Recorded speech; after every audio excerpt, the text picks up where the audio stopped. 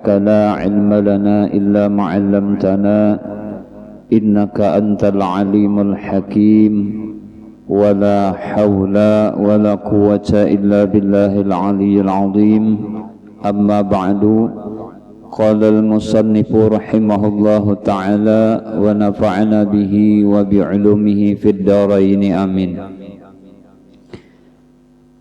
Hari ini insyaallah kita membahas tentang syarat-syarat wajib sembahyang. Nah jadi kadada di kitab Sapinatun Najah tuh mungkin bisa aja pian mencatat ya kalau karena untuk mengetahui syarat-syarat wajib sembahyang ini penting juga kita supaya kita mengetahui siapa saja yang diwajibkan sembahyang. Karena di dalam kitab Sapinatun Najah itu kadada menjelaskan tentang syarat-syarat wajib sembahyang, maka ulun mengambil di kitab nang lain.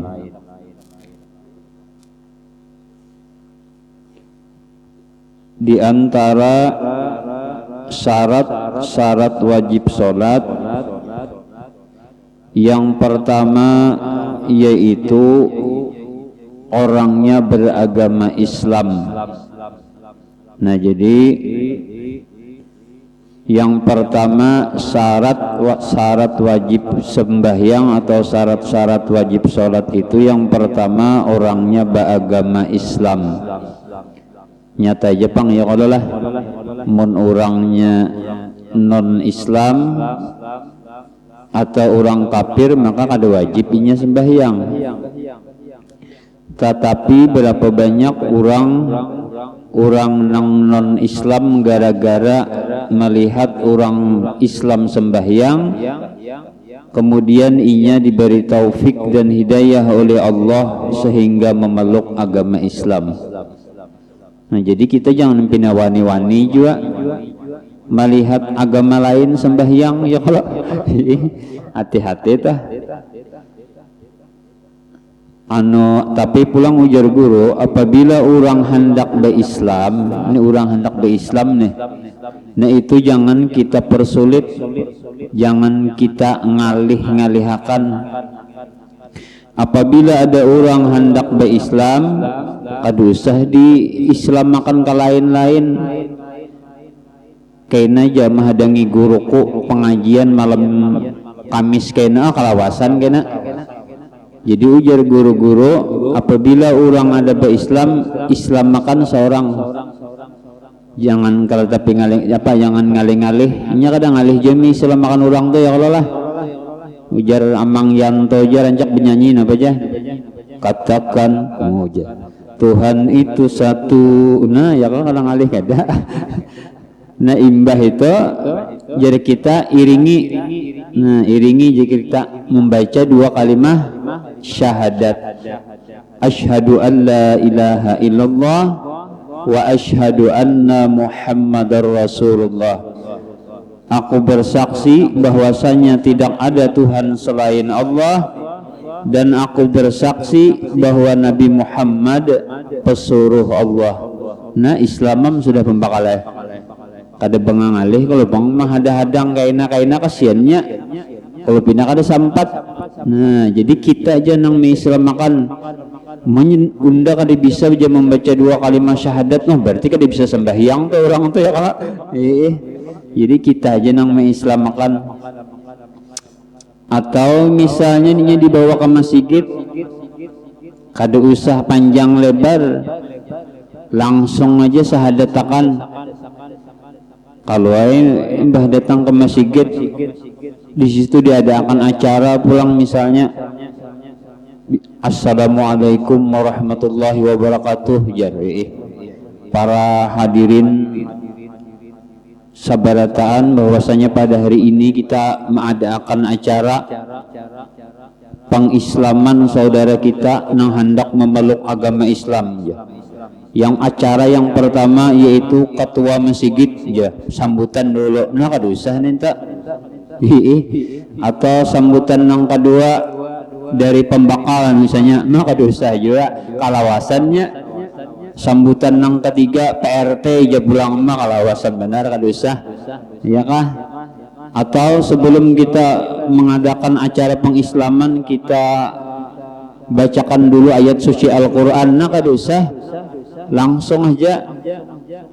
Atau imbah bemaulitan jadi kena imbah asrakal kada usah jujur guru, langsung aja. Mun imbah asrakal itu orang batasmiyah ngarannya nih itu, ini kada orang pengislaman ya kalau.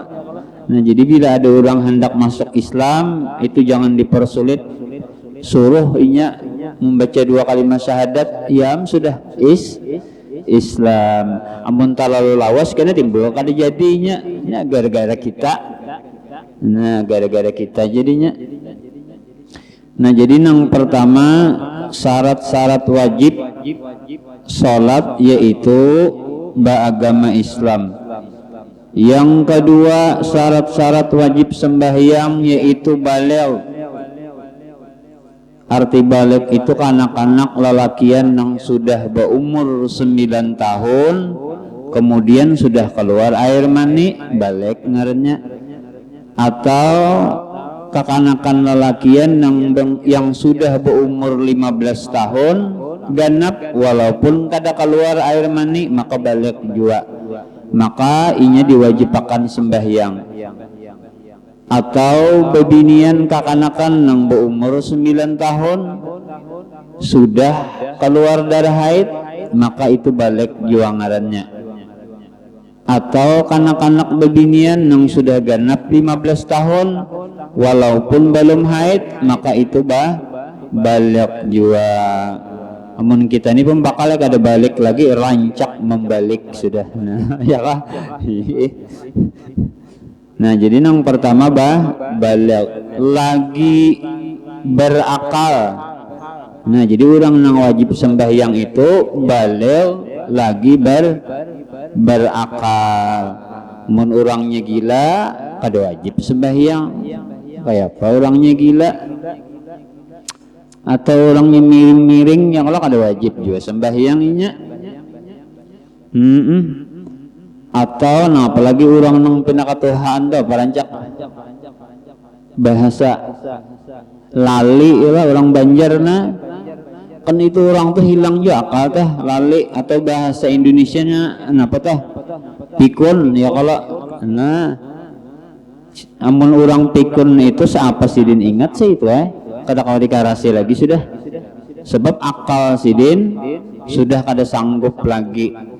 Cuma insya Allah kalau orang itu kada bisa meninggalkan sembahyang 5 waktu, insya Allah itu kada bisa pikun, kada bisa pikun tuh insya Allah. Lawan pulang orang gila lah, orang gila nih itu amunnya rancak aja melihat di YouTube tuh lah. Walaupun kada ingat lagi lawan bini, kada ingat lagi lawan anak, kada ingat lagi lawan rumah, tapi nya waktu sembahyang ingat aja. Ini hebatnya sembahyang nih lah, daya tarik sembahyang nih masih ingat walaupun orangnya gila. Nah tapi orang gila kada wajib sembahyang. Nah itu. Nah jadi yang pertama Islam, yang kedua baligh lagi berakal. Maka dari itu ketahuilah olehmu jadi dalam kitab bahwasanya sholat 5 waktu itu fardu ain. Arti fardu ain itu kada kawa diwakil-wakilakan. Kalau pang sembahyang Jumat deh umpat pang lah kena jasa rakaat kada kawa. Soalnya itu fardu ain kada kawa diwakil-wakilakan. Kemudian dan wajib atas walinya menyuruh kanak-kanak sembahyang tatkala umurnya 7 tahun. Nah jadi umur 7 tahun anak kita itu sudah dibimbing, inya dicontohkan sembahyang. Tetapi insya Allah kalau abahnya sembahyang, mamanya sembahyang, maka anak kita tadi otomatis pasti sembahyang, kada lapah-lapah lah menyuruh. Yakah kita contohkan dengan kelakuan aja. Maka bilanya kita kada menyuruh, maka abahnya nang berdosa, nang umur 7 tahun tadi. Dan wajib pula memukul dia apabila umur si kanak-kanak tadi sudah 10 tahun. Nah 10 tahun wajib dipukul, tapi dipukul kadang bepatah-patah bang, kada boleh ya kalau lah kada boleh nang bepatah-patah tah. Atau ujar guru diberi sanksi ija bila nyawa kada sembahyang, asalnya sangu nyawa 10.000 jadi 5.000 aja. Nah itu bagus juga ngarannya mendidik inya. Bila nyawa kada sembahyang subuh, nah asalnya sangunya 20.000 jadi 10.000 aja. Nah itu kita didik inya nang kayak itu supaya biar ajinya kada ikhlas dulu, supaya inya terbiasa. Itu nang penting dulu ya kah, yang penting terbiasa.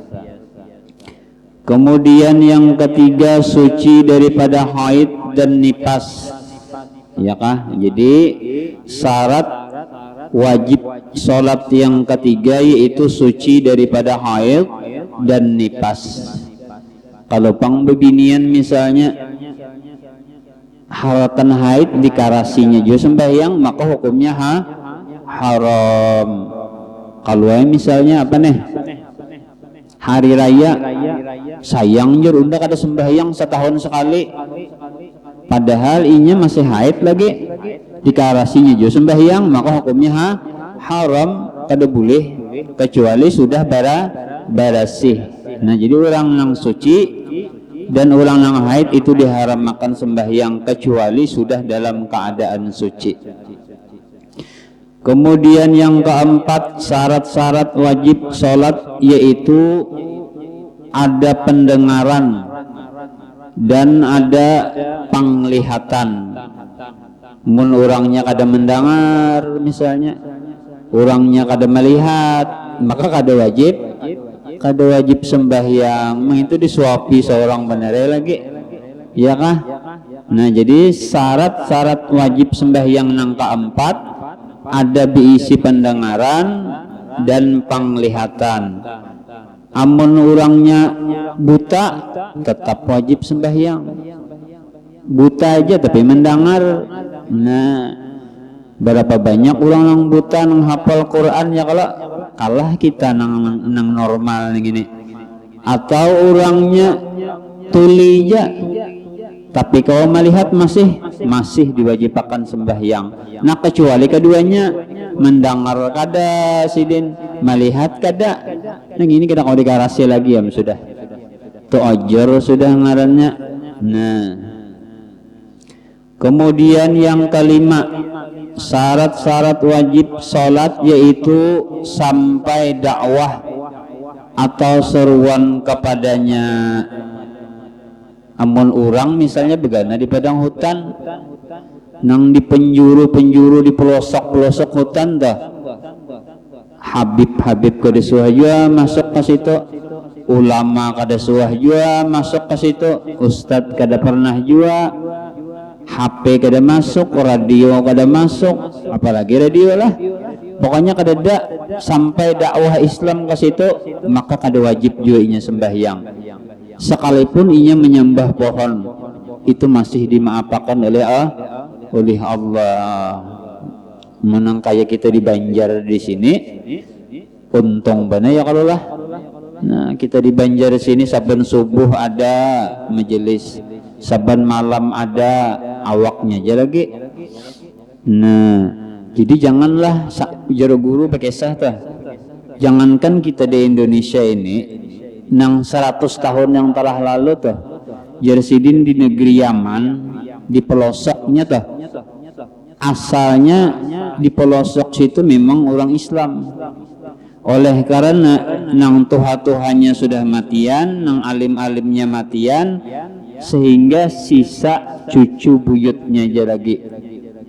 Padahal kan Yaman tuh negeri Arab tuh, Islam kalau lah, cuma di pelosoknya didatangi oleh seorang ulama, ditakuni masalah sembahyang kada tahu lagi, nang cucu-cucunya nih ditakuni masalah berwudu kada tahu lagi, sehingga ulama itu tadi memerintahkan kepada murid-muridnya untuk mendirikan masjid di situ, walaupun dengan sederhana dengan palapah kurma. Kemudian orang-orang di situ dilajari rukun Islam, dilajari rukun iman, dilajari masalah sembahyang dan segalanya. Han diaman toh nang kada lawas nang 100 tahun nang telah lalu jahnyar. Apalagi kita di pelosok Indonesia ini ya kalau campur, soalnya agamanya Indonesia bercampur. Dan ada lagi di barat jar guru dulu berkisah. Namun barat tuh memang kampungnya panglah. Cuma asalnya di barat situ ada juga penduduknya Islam juga. Sesudah mati nang tuha-tuha, sisa cucu buyutnya ditakuni masalah sembahyang nih. Lalu dicontohkan orang, orang bisalah sembahyang tadi bisa lagi kami aja. Nah nang kayak ini sembahyang takbiratul ihram kayak ini, berdiri betul kayak ini. Lalu ada nang berucap suhaja melihat datu kami dulu olahraga kayak itu jahan di belakangnya olahraga. Kalau lawasan sudah han itu di pelosok-pelosok lah. Nah jadi apabila orang itu kada sampai dakwah atau seruan Islam kepadanya begana di pelosok hutan-hutan belantara, maka inya kada diwajibkan sembahyang. Kemudian penjelasan satu, apabila orang kafir masuk Islam tidak wajib mengqadha sembahyangnya selama masa kafirnya. Nah jadi orang kafir, orang non Islam umur 60 masuk Islam, nah untung sidin tak ada wajib sidin mengqadha. Ya kah amunnya disuruh mengqadha 60 tahun bakal bisa kada jadi masuk Islam sidin. Nah jadi itu bonus bagi sidin. Jadi kada perlu orang kafir nang masuk Islam itu kada wajib membayar qadha sembahyangnya. Yang kedua penjelasan orang murtad yang kembali masuk Islam. Nah jadi orang murtad ini hati-hatilah, banyak penyebab murtad ini. Misalnya dengan kata-kata lawan muntungnya ujar inya nih, padahal begaya aja nih, rasa hendak bakapir aja undani jana murtad tuh sudah walaupun begaya. Jadi kada kawa digaya-gayakan lah. Hati-hati benar kita, rasa hendak bakapir undajinya hantu keluar sudah pada agama Islam. Atau bagagayaan memakai apa tuh kalung salib, nah kada boleh jolah. Kalau kita nih orang Islam bagagayaan lawan kawan, lihatin aja, nah memakai kalung apa aja, kalung salib misalnya, nah langsung tuh keluar pada Islam. Jadi kada kawa digaya-gayaakan. Atau menyembah patung barangnya lah, patung nang apakah bagagayaan, patung polisi misalnya, atau patung gajah kah, lalu disambah-sambahnya walau hanya bagaya, maka itu dihukum makan murtad juga, mengkada bersahadat bahasa tak. Nah jadi jangan digaya-gayaakan. Atau di dalam hatinya nih bagi retek ujar inya di hati nih, bisa jar apa di hati nih tabujur orang kafir aja daripada orang Islam nih. Napa orang Islam nih sakit-sakit, orang kafir nyaman-nyaman, nah murtad tuh hati-hati pian.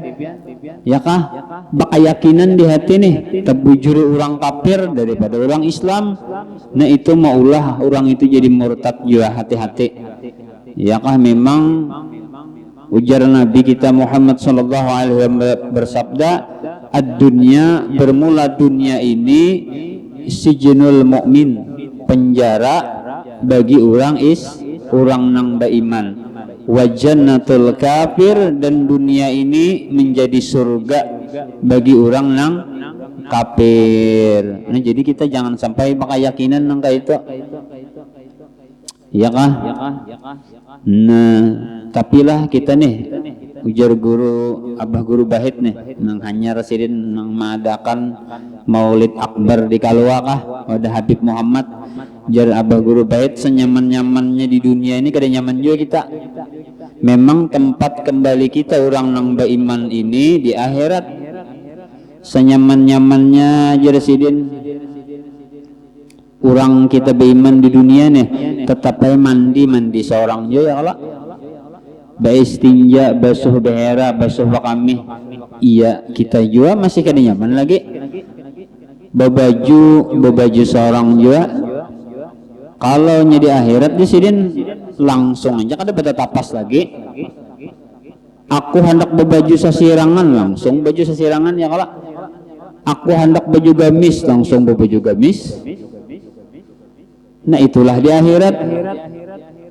Ujar misalnya jalalakian aku hendak bebini langsung tak bini timbul 12.100 membakalnya munnya bebinian pang aku hendak balaki tetap aja laki nang ngintu juga kada kawa.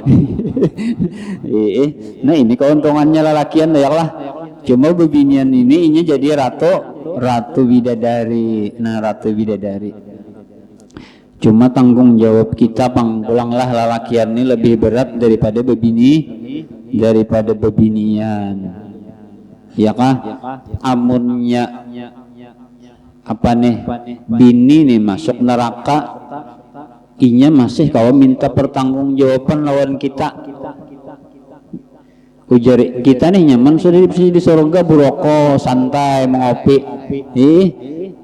Bini kita misalnya naudzubillah lah mudahan masuk surga tah masuk neraka nang bini masih minta pertanggungjawaban inya. Ya Allah inya juga kada pernah menyuruh ulun sembahyang. Nah ya kah inya juga kada pernah menyuruh ulun ke majelis misalnya. Ulun kada bisa berwudu, ulun kada bisa sembahyang, ulun kada bisa beristinja, ulun kada bisa mengaji gara-gara inya juga kada pernah melajari ulun, kada pernah menyuruh ulun belajar. Harau timbul masuk neraka juga nang laki. Tapi kalau bebinian apa lalakian masuk neraka itu kada kawa minta pertanggungjawaban lawan bini. Ya Allah bini ulun jupang menyuruh ulun korupsi dulu kada kawa aja Tuhan nyawa juga hakun apa gerang. Nah ini kita ya Allah janang laki bini ulun jupang menyuruh ulun menggawi nang haram bari kada kawa tiwas nyawa juga hakun disuruhnya. Nah inilah tanggung jawab kita luar biasa sebagai seorang lalakian kada kegampangan lah. Ya mudah-mudahan ya kita selamatan bertahan ya kalau lah mudahan masuk surga kita dua apa nang bini masuk surga nang laki masuk surga juga. Jadi kada ada minta pertanggungjawaban tah. Iya kah? Kemudian lagi kada boleh lah. Nah jadi kada boleh kita menghina-hinakan misalnya nang maulah murtad tuh apalagi menghina akan orang misalnya bacadar kada boleh. Mau itu aja nak kayak beninja nah kada boleh lah. Atau orang berjilbab dihinain akan kada boleh juga. Atau menghina akan sunnah Rasulullah bagamis nah kada boleh juga. Bisa mengakibatkan murtad juga na'udzubillah. Nah jadi yang kedua orang nang murtad yang kembali masuk Islam orang yang murtad yang kembali masuk Islam wajib mengqada sembahyangnya selama masa murtadnya. Nah tetapi apabila orang nang murtad ini kan asalnya Islam masuk agama lain murtad ngarannya. Nah selama inya murtad misalnya 5 tahun maka 5 tahun dia wajib kinya mengqada sembahyangnya tadi. Balainan lang orang kafir asli tadi kada wajib mengqada. Tapi kalau orang murtad masuk kembali kepada Islam wajib mengqada sembahyangnya. Setahun nya bermurtad masuk Islam pulang maka wajib setahun tadi membayar qada sembahyangnya. Nah itu. Kemudian penjelasan lagi yang ketiga, orang yang haid atau nifas tidak wajib mengqada sembahyangnya selama masa haid dan masa nifasnya. Ya non tadi. Nah jadi orang haid seminggu ke haid 6 hari 15 hari haid kada wajib mengqada. Atau orang nang nifas imbah beranak ya kah 30 hari atau 31 hari atau 40 hari atau 60 hari inya nifas, maka kada wajib ia mengqadha sembahyangnya. Inilah keringanan yang diulah hukum oleh Allah untuk bebinian. Kasihan bebinian lah, imbah beranak disuruh mengqadha pulang. Nah itulah rahmat Allah tah, luar biasa. Allah Ta'ala itu Ar-Rahmanur Rahimin, pengasih dan penyayang. Wallahu alam bis-shawab. Ila hadratin Nabi Al-Fatihah. A'udzubillahi minasyaitonirrajim. Bismillahirrahmanirrahim. Alhamdulillahirabbil alamin arrahmanir rahim maliki yaumiddin. Iyyaka na'budu wa iyyaka nasta'in. Ihdinas siratal mustaqim. Siratal ladzina an'amta 'alaihim ghairil maghdubi 'alaihim waladdallin. Amin. Amin ya Allah. Bismillahirrahmanirrahim. Alhamdulillahirabbil alamin wassalatu wassalamu ala asyrafil anbiya'i wal mursalin sayyidina wa maulana Muhammadin wa ala alihi washabbihi ajma'in. Allahumma qutubis salamata was sihhata wal 'afiyata lana wa lil muslimina wal muslimat minal hadirin wal ghaibin ya arhamar rahimin. Wa sallallahu ala sayyidina Muhammadin wa ala alihi washabbihi wa sallama walhamdulillahi rabbil alamin. Taqabbalallahu minkum.